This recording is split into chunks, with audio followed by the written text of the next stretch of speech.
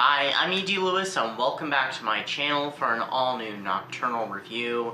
Please excuse the sounds outside, there's some mowing going on. Welcome back to an all-new Dracula review, and also it's an old-school April edition Dracula review, because I just watched this Dracula a few days ago. Well, a few days ago as of when this is being filmed, because you guys won't see this till next weekend. So, what did I watch? So, I'm not even sure which episode of Dracula Reviews this is, so it'll be in the title, it'll be somewhere, you know, here to correct myself, but anyway. So what did I watch? I watched Dracula, Sovereign of the Damned. This is a 1980 anime film, and I actually used it as for the prompt, watch an animated film. And it is based on, loosely from what I understand, the comic book Tomb of Dracula, which is from Marvel Comics. It started out as just Dracula telling the story of the novel, which I think I have reviewed before, and I've read a few different times, and then after that it was continued with all new stories as Tomb of Dracula, and another spin-off, I think. I did a little bit of research. I have not read any of Tomb of Dracula, but, yeah. So, what is this movie about? Oh, it didn't, though it came out in 1980, it did not air on American television until 1983. And I did watch the dub version of it.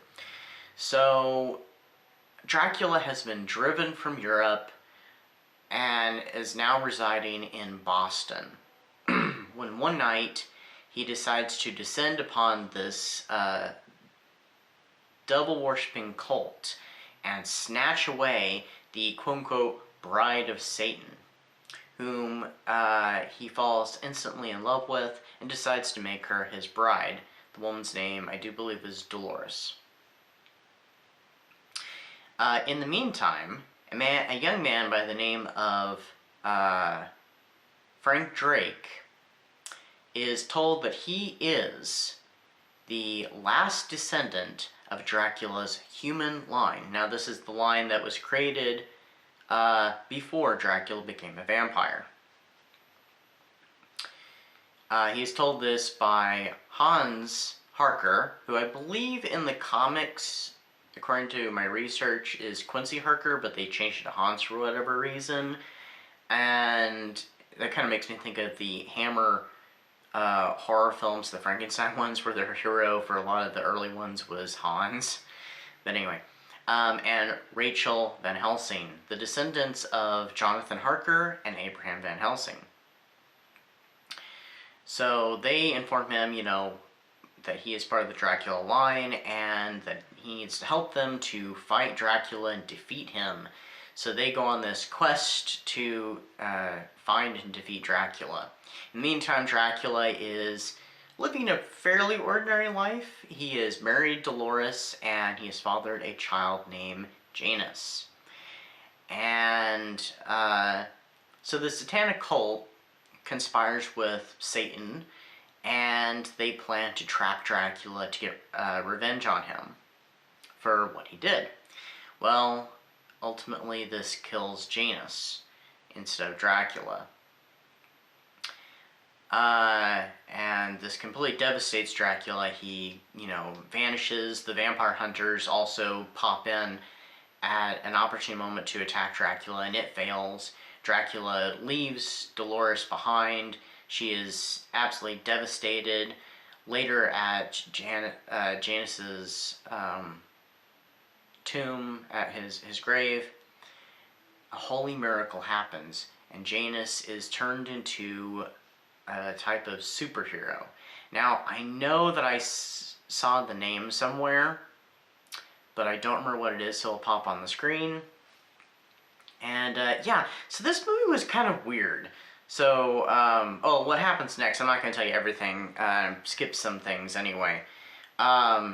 So, then Dracula has to battle against his son, as well as the satanic cult and Satan. And yeah, it's an unusual film. I wasn't crazy about it. It was all right.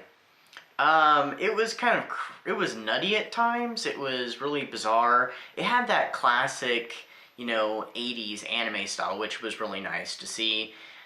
And this was actually produced by, and I know I'm gonna butcher their name. Is it Toei? Toei? Toei? I'm not sure, but they're the ones who made the Sailor Moon series, and they also did the Super Sentai live action.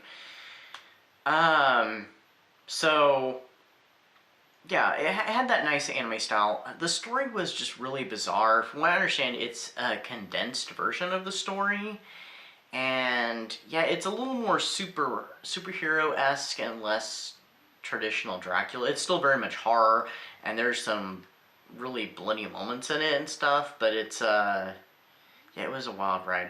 I wasn't crazy about, like I said. I would give it like a 3 stars. It was alright, it was entertaining, but it was just really weird. I would be tempted to read the comics to Dracula and see how it differs, and maybe the comics are better. I don't know. But yeah, it was just really weird. And yeah, there's a whole quest that Dracula has to go on for himself, like after the events of the miracle of his son being brought back and being turned into the superhero. There's a whole quest that Dracula has to go on, which was kind of interesting for the character, though I wish it had taken up. I will say, I wish it had taken up more of the plot, because that was really interesting. But this would have been great as maybe like a 1-season series, maybe. I don't know, but anyway.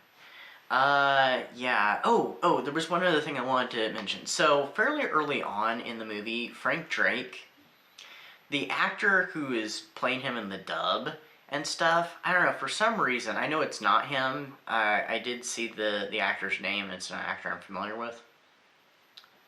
But maybe I've heard him in, cartoons and stuff. The actor portraying, the way he's portraying him and stuff, and the way the character's acting, I could have seen, like, if this was done as a live-action movie, Bruce Campbell, like a young Bruce Campbell in, like, the 80s playing this part. I don't know why, but it would have been kind of entertaining. It would have been kind of amusing. But there was just something about how he acted early on that just made me think, and then the way the actor delivers the lines, it just made me think of Bruce Campbell, so that would have been really interesting to see. But anyway, so that is my Dracula review. Hope everybody's having a great Old School April. By the time this is going up, I do believe this is the last weekend of Old School April, so yeah. So I hope everybody has had a great Old School April, and I have a vlog coming up soon. I don't know when I'm going to have another Dracula review. We'll see what happens with that. I do have some ideas, some books lined up. It's just getting to them. But anyway, yeah. So until next time, stay safe, stay spooky, and I'll see you then. Bye-bye.